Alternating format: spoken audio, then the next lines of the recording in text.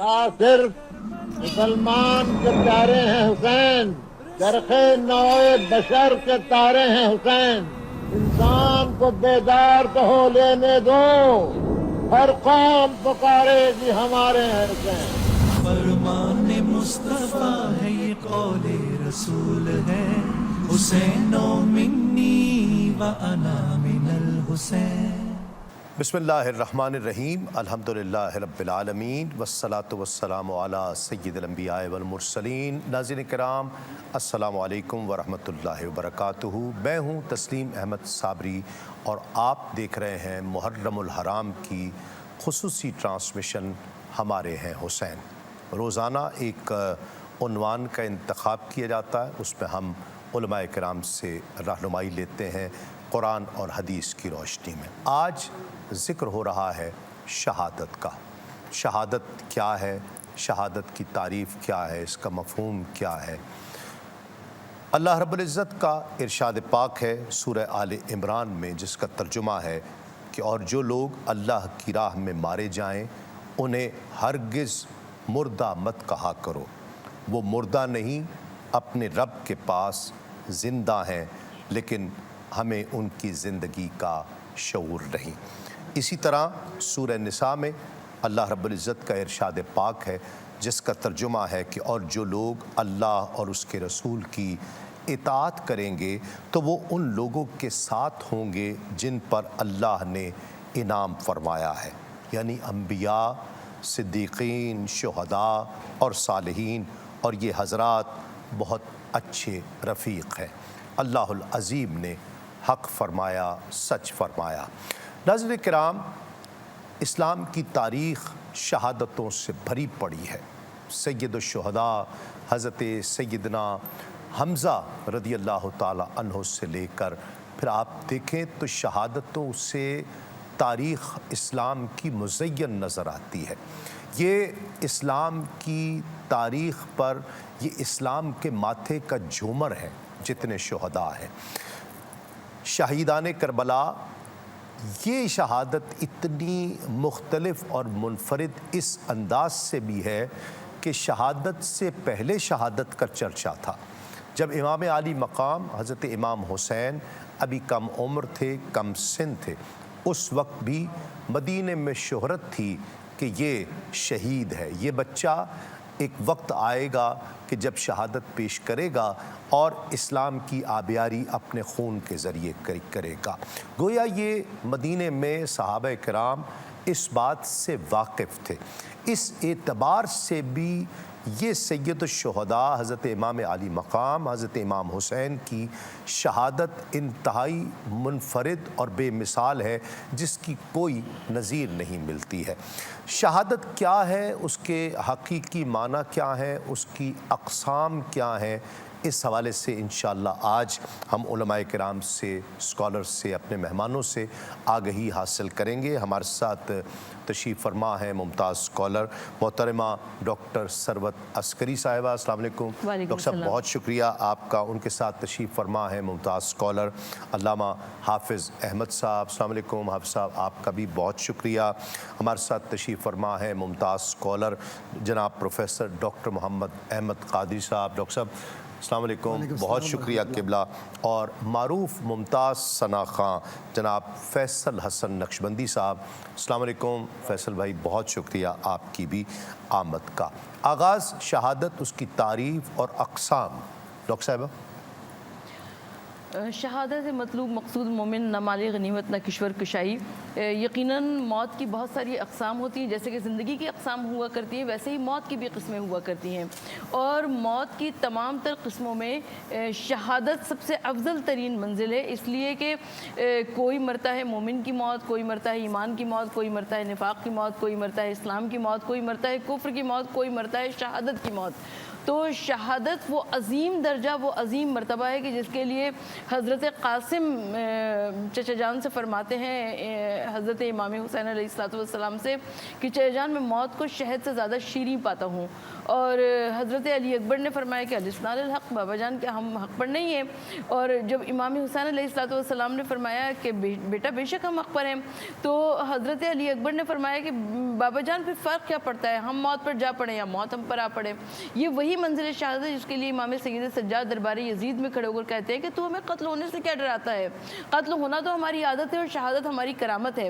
یہ وہی شہادت کی موت ہے جس کے لیے قرآن مجید خود گواہی دے رہا ہے کہ جو اللہ کی راہ میں مارے جائیں انہیں مردہ نہ کہنا، وہ زندہ ہیں، وہ اللہ کی بارگاہ سے اپنا رزق حاصل کر رہے ہیں۔ تو شہادت یقیناً بہت عظیم منزل اور معراج ہے، اور اس کو عظیم درجے پر پہنچایا امام علی مقام امام حسین علیہ السلام نے۔ اس لیے کہ جب کربلا کے شہداء کی بات ہوا کرتی ہے تو ہم دیکھتے ہیں کہ جہاں پر موت بھی پریشان نظر آتی ہے، انسان تو انسان جہاں پر موت پریشان نظر آتی ہے، وہاں پر کربلا کے ہمیں چاہے وہ 6 مہینے کا بچہ ہو، چاہے وہ حضرت علی اکبر ہو، چاہے وہ حضرت عباس ہو، چاہے وہ حضرت حبیب ابن مظاہر ہو، چاہے حضرت زہیر ابن قین ہو، چاہے خود سید الشہداء امام حسین علیہ السلام ہو۔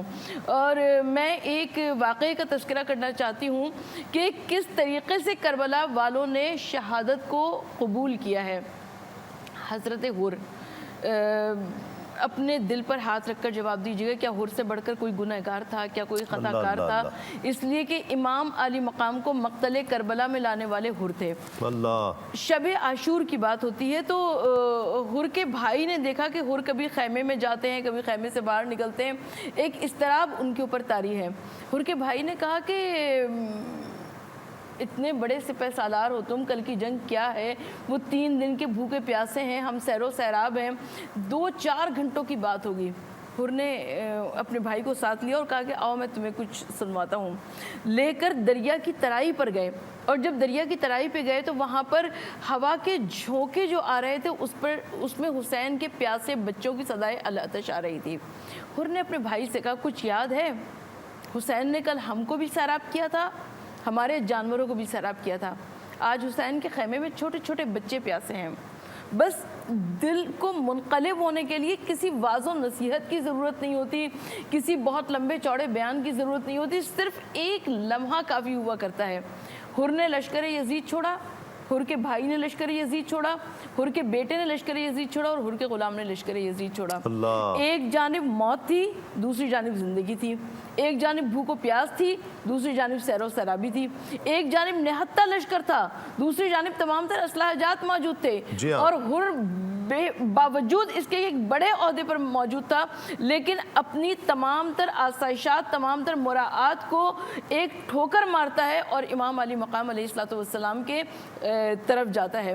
اور امام حسین علیہ السلام جب حر کے آنے کی خبر ملی ہے تو امام حسین علیہ السلام نے حر کو آگے بڑھ کر سینے سے لگایا اور کہا کہ حر نے جس وقت، کیونکہ حر ایک مجرم کی طرح گئے تھے، آسی کی طرح گئے تھے، لیکن کیونکہ حسین ابن علی رحمۃ العالمین صلی اللہ علیہ وآلہ وسلم کے نواسے تھے، لہٰذا امام علی مقام نے آگے بڑھ کر حر کو سینے سے لگایا، اور جب حر گھوڑے سے نیچے گرے ہیں، مقتل میں جب گئے ہیں اور گھوڑے سے نیچے گرے ہیں، تو اس وقت امام علی مقام نہ صرف یہ کہ حر کے سرہانے پہنچے بلکہ اپنی ماں فاطمہ زہرا کا رومال بھی پیشانی حر پر باندھا۔ تو یہ ایک عظیم مثال نظر آتی ہے۔ کیا بات! اب سب یہ جو قرآن مجید ارشاد فرما رہا ہے کہ اسے مردہ نہ کہو، بڑی وضاحت اور صراحت کے ساتھ، کہ تمہیں اس کا شعور نہیں ہے، بہت بڑی بات ہے۔ کیا اس سے مراد کیا ہے، اس کا مفہوم کیا ہے؟ جی بسم اللہ الرحمن الرحیم۔ قرآن پاک میں 2 مقامات پر ہے کہ وَلَا تَقُولُوا لِمَن يُقْتَلُ فِي سَبِيلِ اللَّهِ أَمْوَاتٌ، اور ایک مقام پر ہے وَلَا تَحْسَبَنَّ الَّذِينَ قُتِلُوا فِي سَبِيلِ اللَّهِ أَمْوَاتًا۔ تو ایک مقام پر ہمیں شان نزول یہ ملتا ہے کہ کچھ لوگوں نے خیال یہ کیا کہ ہمارے بھائی شہید ہو گئے، ہمارے درمیان سے چلے گئے، اور اب جو ہم نعمتوں سے سرفراز ہو رہے ہیں وہ اس سے محروم ہو گئے۔ تو اللہ تبارک و تعالیٰ نے یہ آیت نازل فرمائی کہ تم انہیں مردہ خیال نہ کرو، وہ زندہ ہیں، اور ایسے زندہ ہیں کہ بل احیاء عند ربہم یرزقون۔ تم دنیاوی نعمتوں کی بات کرتے ہو، اللہ تبارک و تعالیٰ ان کی اپنے ہاں مہمان نوازی فرما رہا ہے۔ ایک بات تو یہ ہو گئی۔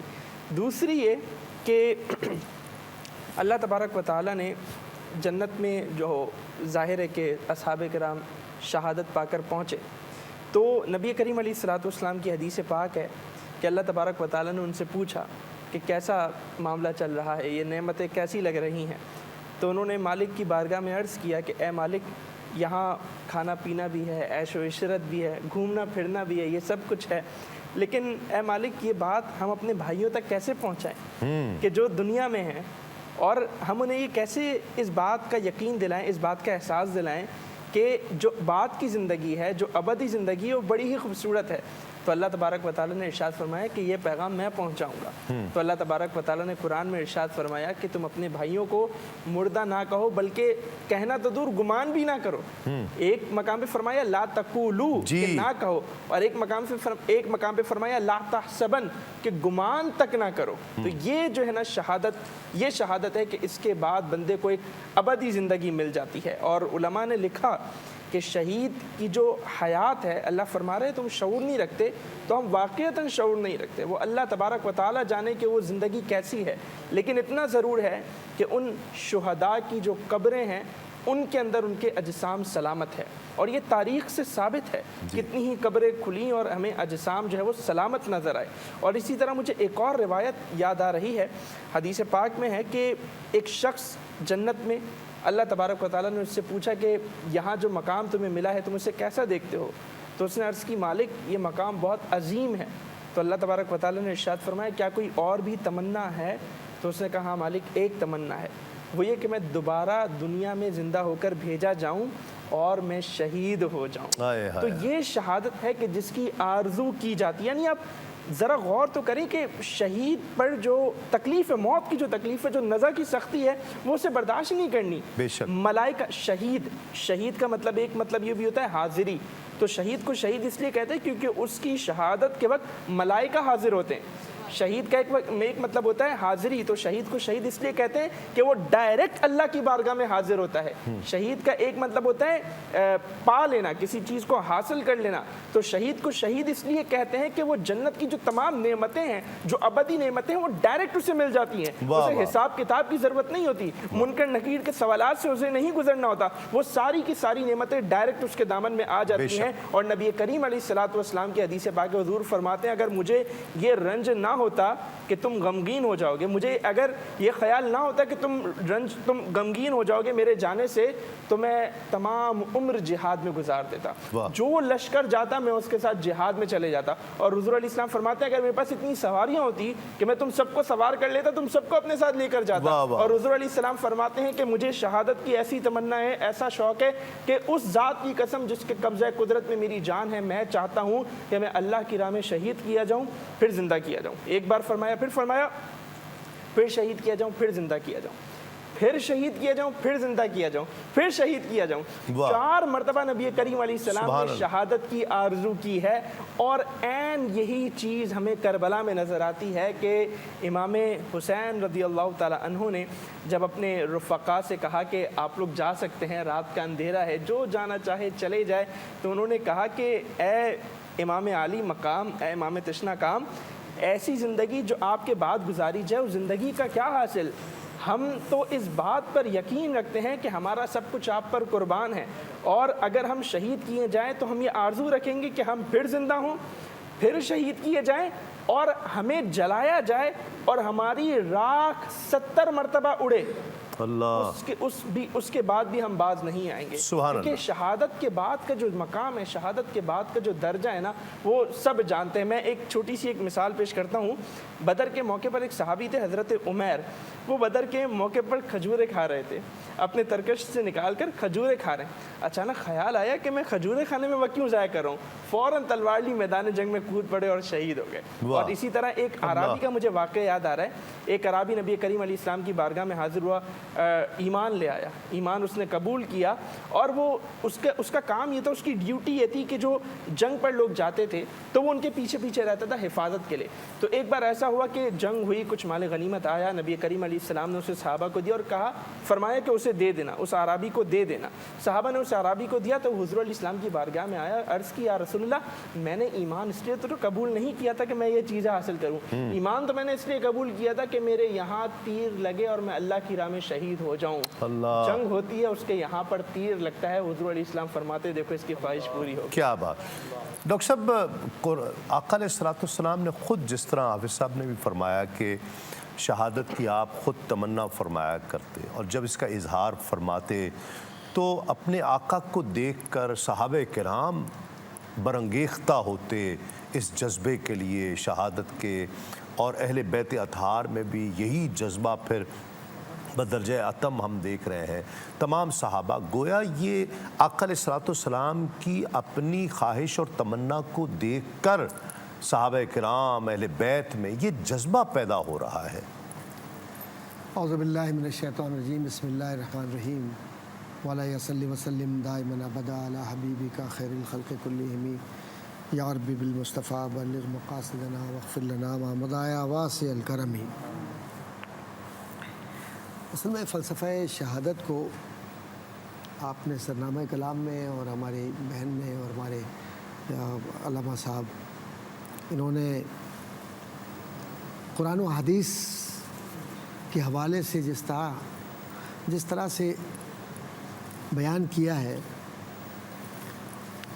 اس کے پس منظر میں وہی تربیت ہے جو رسول کریم صلی اللہ علیہ وسلم کی تربیت تھی صحابہ کرام کے لیے۔ ظاہر ہے کہ جنگ و جدل تو عام سی بات تھی عرب کے لیے، اور عام سے معاشرے میں ایک معمولی سی بکری کے لیے کئی لوگوں کو ذبح کر دیتے تھے، یہ مزاج تھا عرب کا۔ جی ہاں۔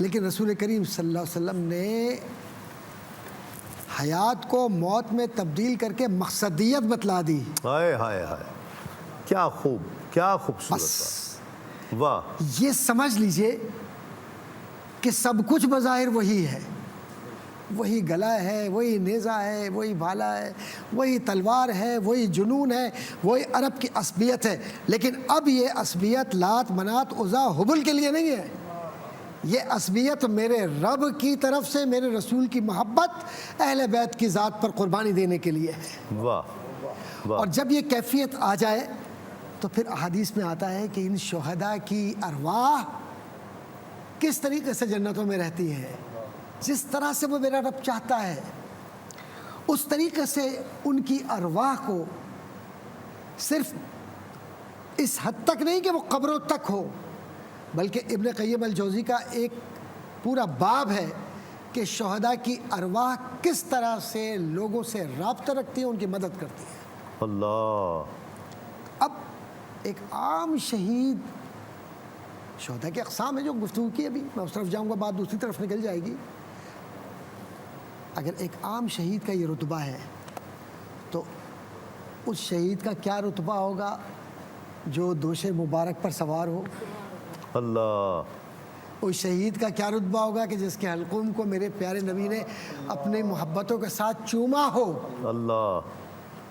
اور اس ذات کا یا ذوات قدسیہ کا یا انفاس قدسیہ کا جن میں یہ 72 نفوس نظر آتے ہیں، اور یہ ہمیں ایسی کیفیات میں نظر آتے ہیں کہ رکو، تم جنگ نہ کرو، ہمیں آج کی شب گزارنے دو۔ انہیں یہ پتہ ہے کہ اس کے بعد کیا ہونا ہے، انہیں یہ بھی پتہ ہے کہ وہ مدینے سے چل رہے ہیں تو کیا ہو رہا ہے، انہیں یہ بھی پتہ ہے کہ ہر قدم پر جہاں جہاں وہ جا رہے ہیں یہ اللہ والے، اللہ اس کے رسول کی محبت کو اور اپنی ذات کو ان کی قدموں پر، حضور کے قدموں پر نثار کرنے کے لیے جا رہے ہیں، لیکن انہیں ایک پل کے لیے بھی کہیں تردد نہیں ہوتا، کیونکہ انہیں یہ معلوم ہے کہ یہ حیات فنا کی کیفیت کو میں حیات بقا کی طرف لے جا رہا ہوں۔ واہ واہ واہ! سبحان اللہ! حضرت خواجہ معین الدین چشتی رحمۃ اللہ تعالیٰ علیہ نے یہ فرمایا کہ شہید کی زندگی کو کوئی سمجھ ہی نہیں سکا۔ اللہ اکبر! شعور ہی نہیں، کسی شعور کو اس لیے نہیں ہے شعور کہ بقول حضرت تفسیر مدارک نصفی وہ لکھتے ہیں کہ شہید کی کسی ایک کیفیت کو بھی کہ جو اس کے خون کا پہلا قطرہ گرتا ہے، اس قطرے کی جو تمازت ہے، حدت ہے، اس حدت کو بھی کوئی شخص اس زمین کا تمام لوگ جمع ہو جائے تب بھی نہیں پا سکتے، کیونکہ وہ نعمت ایسی ہو جاتی ہے کہ اس کو یا تو فرشتے دیکھ رہے ہوتے ہیں یا رب کی بارگاہ کے اندر جب اس کی شہادت ہو رہی ہوتی ہے، اور اس خون کی کیفیت میں وہ رب وہ کے سامنے لذت ہی بات اور ہوتا ہے۔ تو وہ کیفیت ہی الگ ہے۔ واہ واہ، بھائی مصر کی عورتیں ظاہری حسن کو دیکھ کر، حسن یوسف دبے عیسیٰ یدے بہزاد آری آچے خوباں ہمادارن سے تو تنہا داری، تو وہاں پر اپنی انگلیوں کو کاٹ لیتی ہے۔ تو یہ تو مصطفیٰ کریم کا حسن ہے حسین میں، واہ واہ علی اکبر میں۔ واہ واہ، ان کے حسن کی کیا بات کریں، وہ اگر جلوہ کرے کون تماشائی ہو، ایک جھلک دیکھنے کی تاب نہیں عالم کو، وہ اگر جلوہ کرے کون تماشائی۔ تو یہ شہید مقصدیت کے لیے جیتا ہے، اور مقصدیت کے لیے اللہ کی جانب رجوع کرتا ہے، بارگاہ میں پیش ہو جاتا بس، اور کوئی خواہش نہیں ہوتی کہ اس کے عوض میں اسے کچھ ملے، کیونکہ یہ پاکیزہ انفاس یا انفاس قدسیہ جو کربلا میں آپ کو بظاہر ہم جب گفتگو کرتے ہوئے یہ کہتے ہیں کہ وہ ایسے تھے، پانی نہیں تھا، وہ ایسے تھے، یہ تھا، ارے وہ بے یار و مددگار نہیں تھے، جس کی پشت پر اللہ ہو اور اس کا رسول ہو، اور ید اللہ فوق ایدیہم کہہ کر جب ہاتھوں میں ہاتھ اللہ نے دے دیا اپنا، تو اس کے بعد پھر کیا رہ گیا؟ کیا بات، واہ واہ، بہت شکریہ ڈاکٹر صاحب قبلہ، آپ کا بہت شکریہ۔ فیصل حسن نقشبندی آخر میں منقبت پیش کریں گے۔ حفصہ صاحب آپ کا بہت شکریہ، ڈاکٹر صاحب آپ کا بہت شکریہ۔ شہید مرتے، آپ کا بھی بہت شکریہ۔ اتنے حسین انداز سے آپ فلسفہ شہادت کو عقیدت کے ساتھ بیان کر رہے ہیں، کیونکہ یہ عقیدت ہو تو پھر نسبت اور اثر ہوتا ہے۔ ناظرین کرام، شہید مرتے نہیں اور حسین جیسے شہید مرتے نہیں اور حسین جیسے شہید، ہم اس یقین کو حق آگہی سمجھتے ہیں، بے شک۔ ہماری پلکوں پہ آنسو نہیں چراغاں ہے، ہماری پلکوں پہ آنسو نہیں چراغاں ہے، غم حسین کو ہم روشنی سمجھتے ہیں، بے شک۔ غم حسین کو ہم روشنی سمجھتے ہیں۔ یہ تمنا رکھنا اس لیے کہ قرآن مجید نے شہادت کو بہت بڑا مقام اور درجہ عطا کیا۔ نبیین صدیقین کے بعد نبی تو کوئی ہو نہیں سکتا، اب نبی آخر الزمان صلی اللہ علیہ وآلہ وسلم کی بعثت مبارکہ کے ساتھ ہی سلسلہ نبوت ہر اعتبار سے ختم ہو گیا۔ صدیقین بہت بڑا مرتبہ، بہت بڑا مرتبہ، شہداء، اس کے بعد قرآن شہداء کو درجہ دیتا ہے، اور جہاد کی تمنا کرنا، رب کی بارگاہ میں مارا جانا، اپنی جان کا نذرانہ پیش کر کے گواہی دینا، شہادت پیش کرنا، اس کی تمنا کرنا، یہ ہر مسلمان کے لیے انتہائی بلندی درجات کا باعث ہے، اس لیے کہ حضور نبی کریم صلی اللہ علیہ وآلہ وسلم کا فرمان، آپ کی سنت مبارکہ۔ لیکن اس کے ساتھ ساتھ برائیوں سے لڑنا، دنیا میں رہتے ہوئے دنیا کی آلائشوں سے محفوظ رہنا، اور یہ تمام چیزیں بھی، اپنی ذات کو، ان تمام چیزوں کو، اپنے آپ کو ان تمام چیزوں سے بچانا بھی، یہ بھی جہاد کہا گیا ہے۔ اللہ رب العزت ہمیں اس کی توفیق عطا فرمائے۔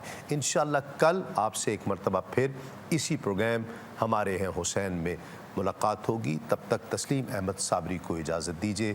السلام علیکم تسلیمات۔ باغ جنت کے ہیں بہرے مدح خانے اہل بیت، باغ جنت کے ہیں بہرے مدح خانے اہل بیت، باغ جنت کے بغیر مد खाने अहल बैत तुमको मुजदा नार का ऐ दुश्मनाने अहल बैत तुमको मुजदा नार का ऐ दुश्मनाने अहल बैत बाग जन्नत के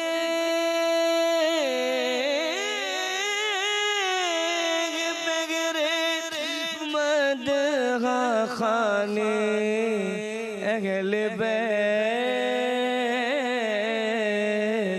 तुमको मुजदा नार का ऐ दुश्मनाने अहल बैत तुमको मुजदा नार का ऐ दुश्मनाने अहल बैत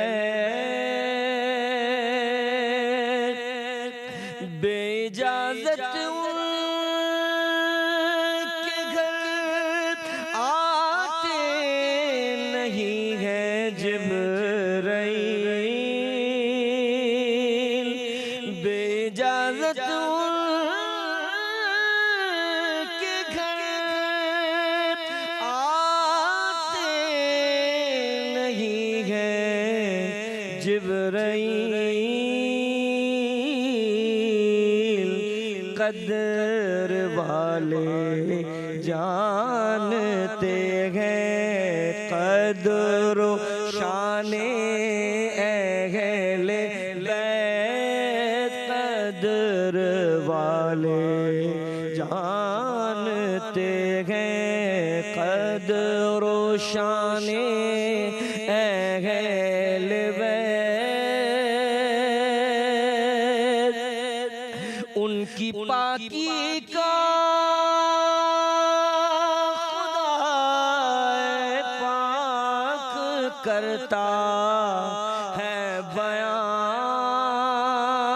बयान उनकी पाकी का खुदा पाक करता है बयान आया तत्हीर से ज़ाहिर है शाने अहल बैत आया तत्हीर से उनकी पाकी का खुदाए पाक करता है बयान आया तत्हीर से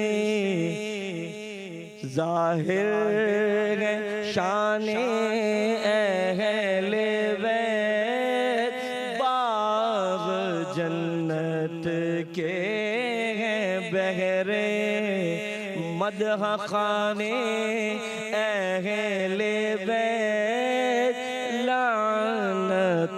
लानतुल्लाहि अलैकुम दुश्मनाने अहल